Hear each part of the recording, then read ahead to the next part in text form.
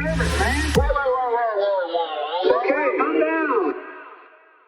And tell us about this meeting that you had with Biden and that you walked out of. Yeah, I mean, it was right after the World Central Kitchen attack. 7 people were killed. And the week leading up to it, the White House always has an annual Ramadan iftar that they try to host. And they knew that this year most people would not show up. I mean, to say that, I know we've been reduced to the Palestinian American, the Arab American, the Muslim American community has been reduced to, I think, this derogatory term, like one issue voter. I take offense at that because really what it is this is something that's so important. What's happened in Gaza over the last 8 months, it's something that has resonated with all sorts of different people who just people of conscience, people with progressive values, people who have any sort of moral fiber. They've all taken objection to this, and this community is in that group of people. So they knew that not a lot of people were going to be showing up to the Ramadan iftar. What they tried to do is they said, let's do a working dinner. And it's pitched as this working dinner with high level officials and access to people like the president, who have not heard from people who've been on the ground since October 7th, which was baffling to me that he had not heard from anybody who had actually been on the ground or experts who have been on the ground. The vice president was going to be there. Jake Sullivan was going to be there. Linda Thomas Greenfield is going to be there. This is a can't miss opportunity. It's the who's who in the Biden administration. You got to get in there and tell your stories and hope that you can at least get them to empathize with what's taking place or kind of make that human connection. I mean, this is really how it was built. But everything in that week suggested that that was not the case. I mean, the fact that the State Department had tried to quietly transfer more arms, that there was a fighter jet sale that CNN had reported on, all of these things were like, okay, this is not serious. It's not a serious meeting. I don't want to just not show up because I just at least want to kind of express the discontent and the anger that the community is feeling, and I want it to be visceral. And so we showed up, and it's a round table, and there's a few other people who've been invited there, a handful of people, maybe five maximum. And then you see all of these players walk in, Jake Sullivan, John Feiner, Kamala Harris, Joe Biden, Linda Thomas Greenfield, a few other admin people. And the president right away is like, I'm not going to say much. It's basically, we want to hear from you guys. It's a listening session. Just trust us that we're working on this. And I mean, I went first and I had told everybody I was gonna go first and say what I had to say. And I was like, this Rafah situation cannot happen. I mean, keep in mind, this is in April that I'm having this. Don't let them go into Rafah. Here's a letter from an orphan begging you not to let them go into Rafah. Her family was killed in Khan Younis. They rushed over to the southernmost part of Gaza because that's where they were told to go. Don't let it happen. And then I looked at, some of the other officials on the table, and I said, a temporary ceasefire is cruel. Like, you can't for 6 weeks let food come in, feed hungry people, and then start bombing them. Don't The Israelis are trying to say there's no famine in the north and that there's all of these things happening in the hospitals. It's all lies. And if you are serious about that, I know a long list of people who've been in Gaza since before October 7th who can tell you and can bear witness to what they saw and how none of that is true.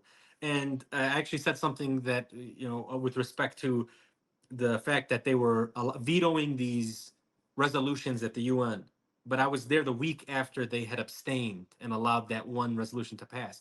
But the same State Department officials that you just played, whether it was Matt Miller or even it was John Kirby, say undermining it, saying it's non-binding.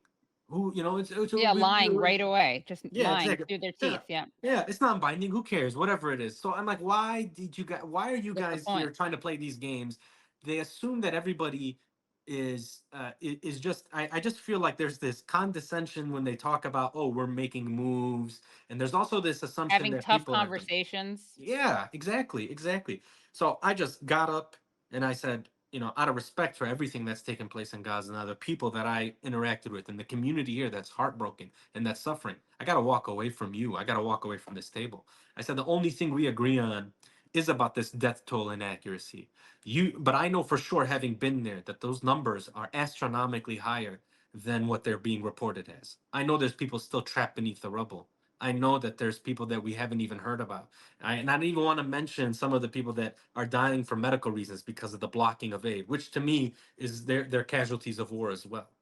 So got up, walked away, and it just so happened that there was a protest because people had thought there was going to be an actual like a ceremony and a dinner. So Right. people were protesting outside. There was media there, and then they saw me walking out. I decided, I should say, that I would attend the meeting and then I would get up and walk out on the president. And just to, out of respect for the people that are grieving from the Palestinian, Arab, and Muslim communities, people of conscience, out of respect to all of the struggle and the anger that they have, but also to give an idea of what it's like to for the president and the vice president to walk away without being heard. I wanted them to feel how we felt these last 6 months. For me, I think I feel like how so many other people in our community feel hopeless and helpless, and I hope that changes. I don't know if anything that I did today is going to change that, but I want to be able to say that I did whatever I could.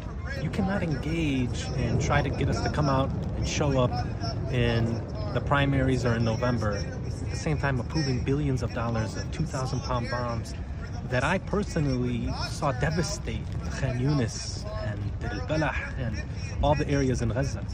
That sort of cognitive dissonance is not something that our community glosses over. Thankfully, there was a lot of there was a lot of attention about that whole thing about Rafah. But I mean, I'm here today with you, and unfortunately, we couldn't stop a Rafah offensive. There was this red line that's been crossed.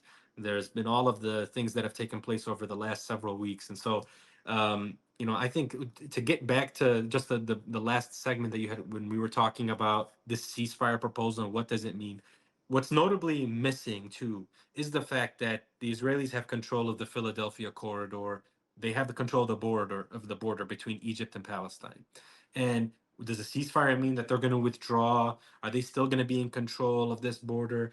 What does it mean for being able to recover in the day after? And I don't think we have an answer. And I think it's because that answer is not being shared with the Israelis are not sharing that answer with the American counterparts, what their goals are. And one last thing that I find very peculiar. We talk about the pier and how it was destroyed. According to the defense of the DoD, the budget for it is around 340 million. It's just so bizarre to me that that's the budget because that's exactly how much the U.S. contribution was annually to UNRWA, the place that they Right. decided to defund, right? So it's like clear they want to put UNRWA, they want to cast Yeah. them to the side. Who's going to be running this pier? Who distributes the aid? The Israelis keep telling us that it's going to be them, that they're the ones who are going to be in charge. They're going to handle everything. And so again, it goes to the point that we've made here already. It's like it's just there's so much vagueness, and it only serves to perpetuate the violence that's in Gaza right now. It only serves to deepen the humanitarian crisis in a really awful way. Yeah, and just speaking of UNRWA, I've said this a few times, but they're just levels of evil because at least the other countries who totally irresponsibly said that they were going to stop funding UNRWA, at least once it was revealed that Israel had no evidence that UNRWA had a bunch of terrorists teaming around in it, at least they reversed their decision, but And not the resume funding, US. right? Right. Is Yeah. the US has locked it out for a year. They Yeah, at committed to least that. 2025. I Yeah. mean, this is, people need to recognize that UNRWA's, they've got the most shelters. They're the biggest healthcare provider in the Gaza Strip outside of the Ministry of Health. They employ the most, they're the largest employer of Gazans. They are also involved in education. With COVID, they helped with COVID vaccines. I mean, you're talking about a quasi government. So you just Yep. defunded them. You really take them out at the knees. And again, what does that mean? What's the next steps? It's just more heartache and suffering for Palestinians in Gaza. I mean, Right. that's what it results in. It's so disgusting, and we know that these confessions were gotten through torture. Again, there was no evidence. There was torture that used to elicit false confessions. Um, and even if there had been, like, the allegation was 14 of them had done something on October 7th. Let's say that were true. Well, that was, I think, 0.002% of Right. UNRWA. 13,000 employees, yeah, in Yeah. Gaza. Yeah. So why don't you, if that's enough to defund UNRWA, you don't think that we could find, obviously we could find a much higher percentage of Israeli soldiers committing acts of terrorism. Well, They Katie, we should are defund the but IDF.